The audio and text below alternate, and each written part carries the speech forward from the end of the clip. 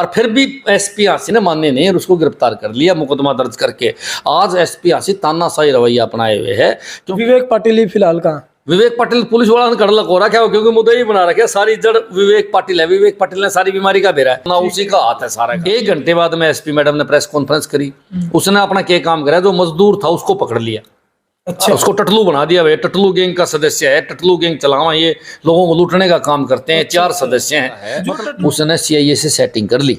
अच्छा, आसी सीआईए से सीआईए ने वो उठा लिए, उठा के पूरी रात पिटा एक के बाद कहो दोबारा यहाँ मत आ जाइए, दोबारा यहाँ मत आ जाइए। उसी दिन अपना एडीजी साहब ने डीएसपी की ड्यूटी लगा दी, भाई आप इसकी इंक्वायरी करो। डीएसपी उनके खिलाफ मुकदमा दर्ज करने लग गया, पोल खोलने लग गया, तो डीएसपी साहब की रातों रात बदली करवा दी। मेरे हिसाब से जो हमना आइडिया लग रहा है वो बेच के खा गए पुलिस डिपार्टमेंट वाले। उसमें शामिल सुनार भी है, पुलिस डिपार्टमेंट वाले भी शामिल हैं, और उसमें मोटा घपला है, और मैंने तो ऐसा भी शक है कि उसमें कोई बड़ा नेता भी शामिल। नमस्कार, आप देख रहे खास मुद्दे की खास पड़ताल में आपके साथ आशीष दलाल।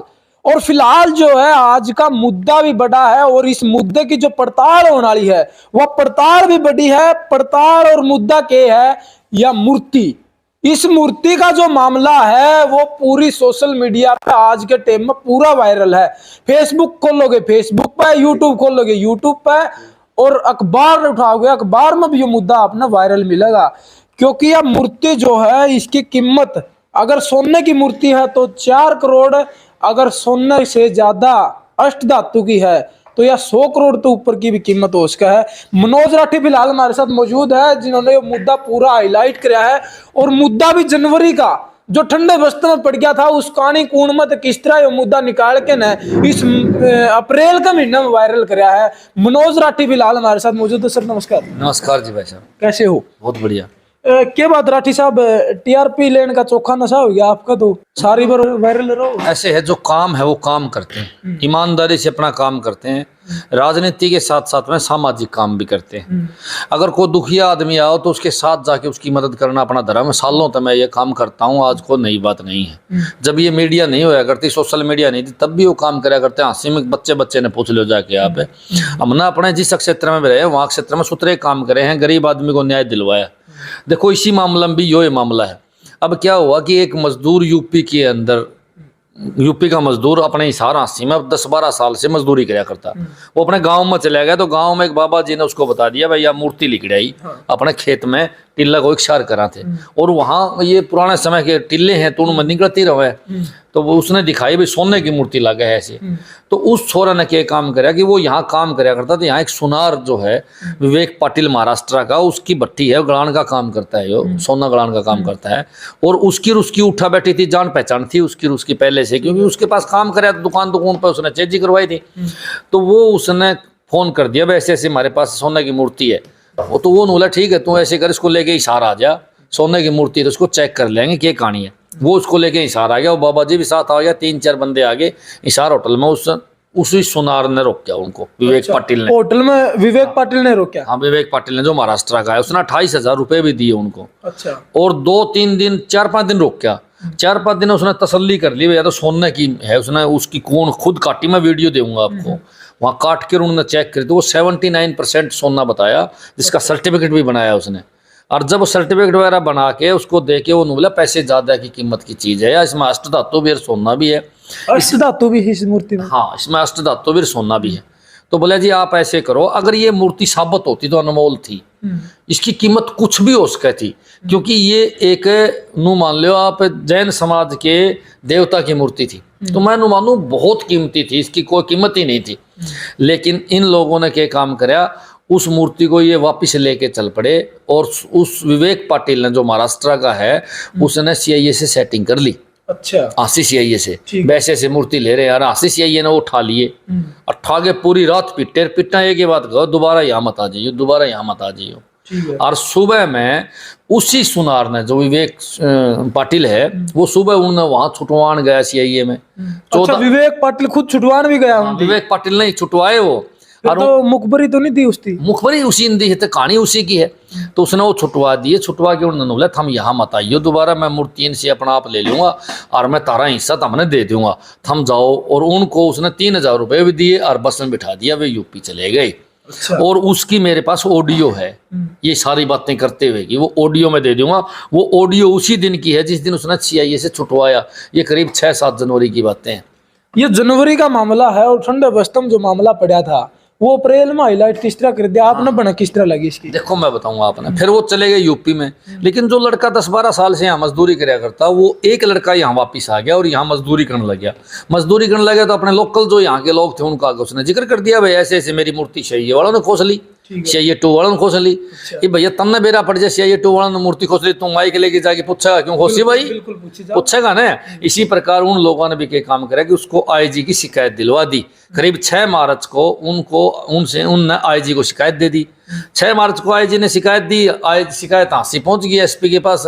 SP ने वह शिकायत दाब दी, उसकी सुनी नहीं। वो 2-3 बार मिलने गया तो वो मिला नहीं, उल्टा उसके फोन पर फोन भी करे CIA वाला ने, भैया क्यों आ गया तू? अच्छा। तेरा इलाज फिर बांधांगे हमें।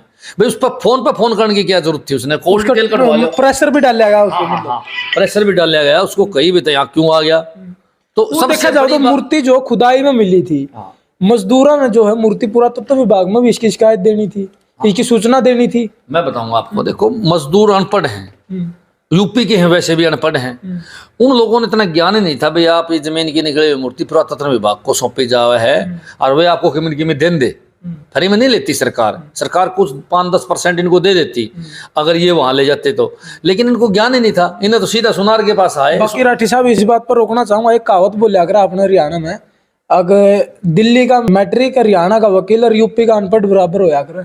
चलो वो बात अलग है, लेकिन फिर भी मैं बताऊंगा। फिर ये मामला धीरे धीरे जब काबू से बाहर हो गया तो कुछ जानकार जिनको पता है, मनोज राठी मामले ठाता है, मनोज राठी अधिकारियों से मिलने में एक्सपर्ट है, जो अपनी बात है वो तरीके से रखता है, तो वे लोग उसको मेरे पास लेके आ गए। बोले इसकी यह समस्या, ये मूर्ति थी और मूर्ति ऐसे ऐसे CIA वालों ने रख ली। ये मेरे पास आ गए तो मैंने सीधी ADG से बात करके सुबह समय ले लिया और मैं मिलने के लिए चला गया और मैंने बताया, वो सामने पेश कर दिया। मत बताओ जी इसने भाई ये कौन से किताब में लिख रखा है जबरदस्ती मूर्ति खोजना चाहो किसी भी चीज की हो? बिल्कुल। तो ADG साहब ने बताया मैं आपको कल मूर्ति दिखा दूंगा और सारे मामला को कल मैं सोल्व कर दूंगा। लेकिन ADG साहब के बुलाने से जब हांसी पुलिस आई नहीं तो ADG साहब खुद हांसी गए।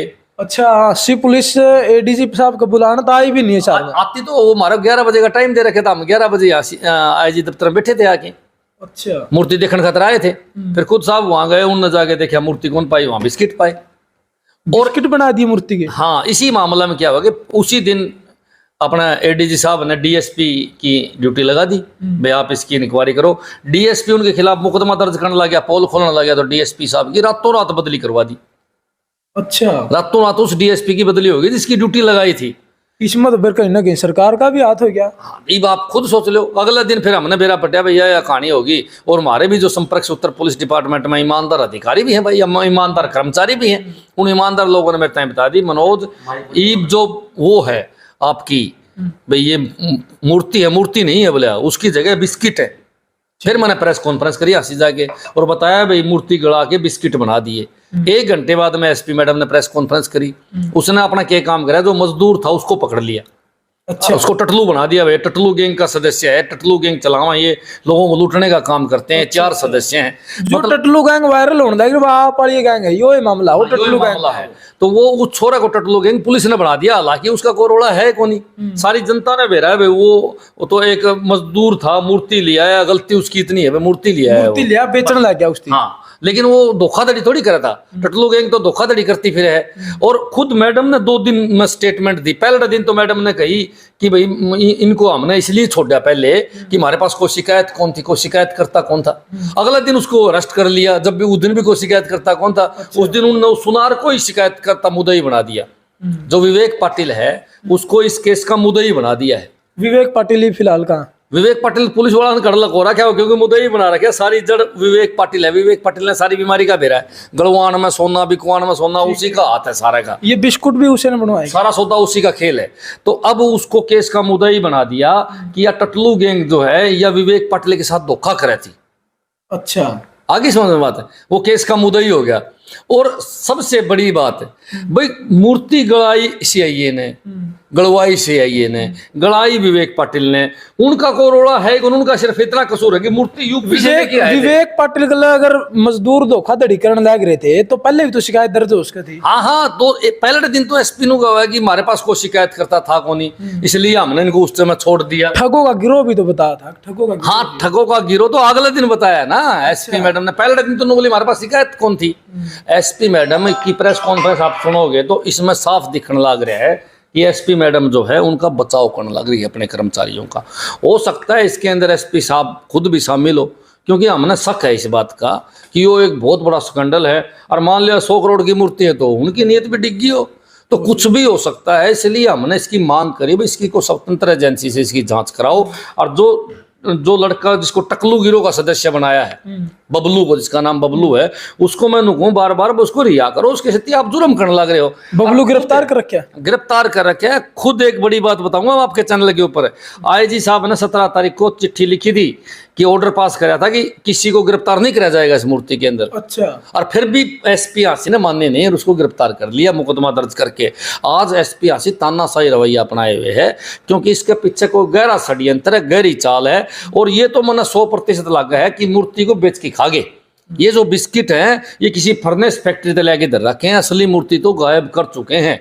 इस तरह साफ दिखने लग रहा है। अगर ऐसा नहीं होता तो मैं एक बात और कहना चाहूंगा, जो भट्टियां हैं सोना को गलाया जावे वे कम टेम्परेचर की भट्टियां हुए, उनमें सोना तो गल सके है लेकिन और कोई चीज उसमें गल के बिस्किट को नहीं बन सके, और वे बिस्किट बन रहे हैं।